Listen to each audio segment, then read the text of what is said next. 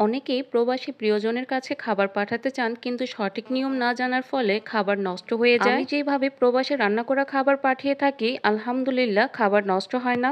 আজকে আমি গরুর মাংস ভুনা আর কলিজা ভুনা তৈরি করেছি। আর রান্নার পরে খাবারটা ভালো মতো ঠান্ডা করে নিতে হবে। আর প্রবাসে খাবার দেওয়ার সময় অতিরিক্ত ঝোল একেবারেই রাখবেন না।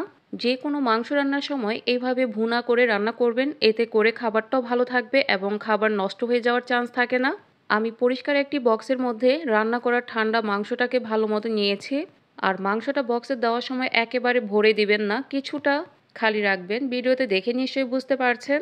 এরপর বক্সের ঢাকনা লাগিয়ে আমি চারদিক থেকে কস্টিপ দিয়ে মুড়িয়ে নিয়েছি, এতে করে কোনো প্রকার ঝোল বের হয়ে আসবে না। এই অবস্থাতে মাংসটা আমি ডিপ ফ্রিজে রেখে দিয়েছিলাম, একদিন পরে নামিয়েছি। দেখুন মাংসটা একদম জমে বরফ হয়ে গেছে।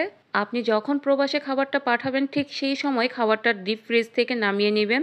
এবার এই বক্সটাকে আমি একটা পলিথিন দিয়ে ভালো মতো বেঁধে নিব। এতে করে প্রবাসে যখন মাংসটা যাবে ততক্ষণে যদি বরফটা গলেও যায়, এর থেকে পানি আর পলিথিনের বাহিরে বের হবে না। এরপর দুইটা পেপার দিয়ে আমি ভালো মতো পুরো বক্সটাকে মুড়িয়ে নিয়েছি। আর পেপারটা যেন না খুলে যায় এই জন্য আমি কস্টিপ দিয়ে ভালো মতো মুড়িয়ে নিয়েছি। এইভাবে প্যাকিং করে খাবার পাঠালে ইনশাআল্লাহ খাবারটা ভালো থাকে এবং নষ্ট হয়ে যায় না।